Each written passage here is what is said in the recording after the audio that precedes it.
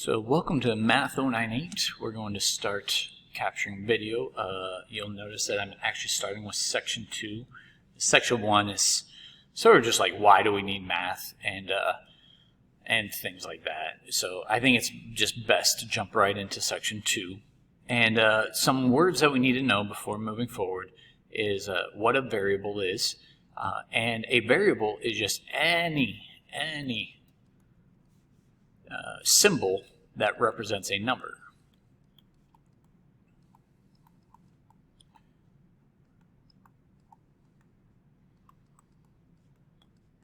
And we usually use letters just because letters are easy to write. We could use smiley faces, we could use a bunch of different shapes, but we always use letters for ease, more or less. X, Y, Z, A, B, C, things like that. So what is an expression? An expression is something that consists of variables, also numbers, because this is math class, but then also operations. And just think about what an expression is then. Like I could give you an example like 2x plus 3. This is an expression because we have numbers, we have a variable, and we have an operation. We also have two operations because that's implied multiplication. Where students tend to get confused is when we start talking about equations. So let me just make a little note here with equations for you. Is equations, underlining that part, having equal signs. So that's the only thing that's different between an expression does not have an equal sign and an equation does. So if I randomly change this expression to be like 2x plus 3 is equal to, 5, make it really easy for you, this is no longer an expression, this is an equation. But I don't want that written down, so let me get rid of that. And then the next thing that you should be fairly familiar with is the number line. And the one thing that I like to write down on every number line is where 0 is. So just identify where 0 is and think about numbers that are to the right of the number line are positives. Right of 0 are positive numbers. And then to the left of 0 are negatives. This is my first time using this pad, so please bear with me if you cannot read my handwriting. Let me know. Other things to know about the number line is the further to the right that you get larger numbers. So you might see me say, in some sort of post that any positive number, as long as we're talking about the number line, is greater than any negative number. Which is certainly true because positives are on the right side and negatives are on the left. Another thing to point out is things like -1 is larger than -2. And you might talk about money. Would you rather owe somebody $1 or owe somebody $2? You'd rather owe them $1. So it makes perfect sense in my head that -1 is larger than -2. So just jumping right into the first example. These are the same examples out of your textbook, by the way. So at any point if you want to write this down or just follow along in your textbook, and you can watch the video and then decide what you need. And go from there. So in this first problem, basically what it boils down to, hopefully you had time to read it. If you didn't, you can pause the video and you can do that, is we have parallelogram tiles. And what they're telling you is that the formula, so you don't even need to know the formula, but the formula of a parallelogram, is base times height. That's what's written right here. In case you didn't know, the height is the perpendicular distance of a parallelogram. So the area, they tell you, is base times height. So they're asking you to find the area when the base is 10. So replace b with 10. And the height is 8.2. This is my symbol for multiplication. This is a decimal. If it helps, you can rewrite multiplication with parentheses instead of that. And so all you have to do is multiply that out, and you can use a calculator, don't be afraid, as 82. Now the only other thing that a good teacher would say is what are the units? Well, in area, it is in square units, so we write the answer this way. All right. Yeah, and so we can move forward with the next example. If you're still confused, you can go back in the video and rewatch it. I'm going to move on to exercise 2, again, straight from the book. So we're given this problem. When you're asked to evaluate, that means plug in these values in for the equation. So replace x with 15, and then replace y with 4. Now here's your order of operations, which is actually going to be mentioned on the next slide.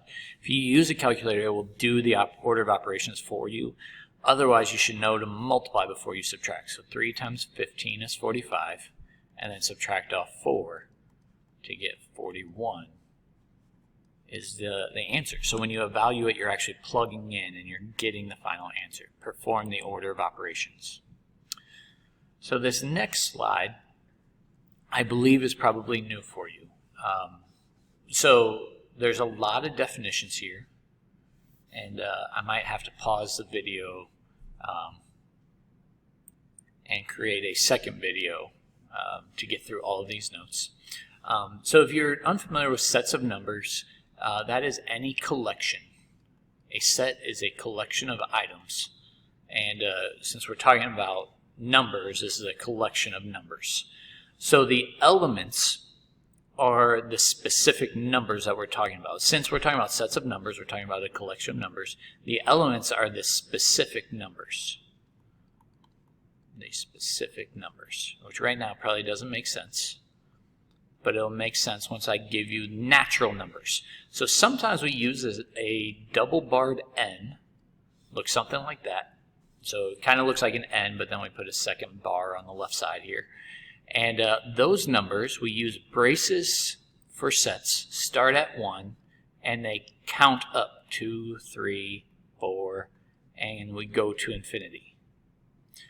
So the whole numbers, let me change colors because now my stuff is running into each other, is the same thing as natural numbers, except we put 0 in there as well. So 0, 1, 2, 3, so on and so forth. And just like with natural numbers is a capital letter N, whole numbers is sort of like the capital letter W, but then we put a second bar over by this left side.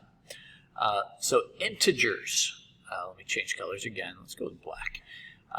This time we want to include more numbers. So the only other numbers we haven't used yet are negatives. So we go infinitely to the left, -3, -2, -1, and then infinitely to the right, just like we did with all the other numbers. And you're probably thinking it's a capital letter I. That is incorrect. It's the capital letter Z for integers. It's a German word. Don't ask me what the German word is. But it's a Z. All right. Now rationals and irrationals. There's a big difference between the two of them. Most people are pretty familiar with irrational numbers. Let me go over here so I have more room. And some people use an I for irrationals. I don't. I just write out irrationals. Those are numbers that do not have a ratio. So like the word means not a ratio. So what am I talking about? Is numbers that, like pi, the square root of 2, the square root of 3, numbers that you cannot write as a fraction or a decimal that ends or repeats. So maybe I should write that out. A decimal that does not end or repeat.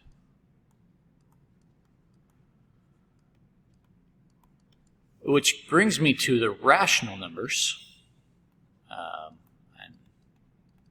should have planned a little bit better, and that's why I don't necessarily print off these notes for you. These are decimals that end or repeat. So any one of the numbers I've written so far are technically decimals. Like 1 you could write as a decimal, like the decimal is just after it, 1 point something. Another example would be, I'll just say 0.3. And where we get the name rational is the word ratio, which you can write 0.3 as 3/10. That's where we get the name. This is a ratio, a number over another number. So that's why we have that written as a rational. I could even write 0.3 repeating. I think most people are familiar that 0.3 repeating is 1/3. That's a ratio. So a decimal that repeats is rational. Be careful with square roots, though. Let me explain why. Because the square root of 4, a lot of students think that's irrational, but remember the square root of 4 is 2, and 2 is a decimal. It's a decimal that ends, like 2 point, if that helps anybody. The other thing that you're going to see me write down is we don't use the capital letter R for rational. We use the capital letter Q for rational. And the reason why, and you're probably looking ahead in the notes, is we also have this phrase, real numbers. That's where we use the capital letter R. And that is, I'm just going to leave it as any number you can think of. It's actually the collection of both rational and real. So basically, a real number is anything that can be written as a ratio, or any number that cannot be written as a ratio. Since all of you took Algebra 2, you're probably used to imaginary numbers. You might think of real numbers as not being imaginary. And I don't want to oversell this because all of our class period, all of our classes, we're going to talk about real numbers. I'm sure you're familiar with it anyway. So again, the real numbers is a collection of rationals and irrationals. And two more things to mention, then I'm going to stop the video and upload this and start a new one to finish the notes, is set builder notation, where we write things this way. So you might see set builder notation. Let me change colors one more time. So this is read as x such that x is a natural number less than 3. So we have two conditions for this. Being a natural number means it needs to be 1, 2, 3, 4. But in order to be less than 3, we're only talking about the numbers 1 and 2. So start getting used to what's called set builder notation, which is written with braces, but then we write x bar x, and hopefully I'll repeat it. It's read as x such that x is a natural number. So we're only talking about two numbers there. And then the last thing is what is called the empty set. You will also see, sometimes we call it the null set. You're probably familiar with this notation, a circle with a slash through it. That you're probably familiar with the word no solution. But some math books will actually write it as an open brace with nothing inside of it because it's empty, and then close brace.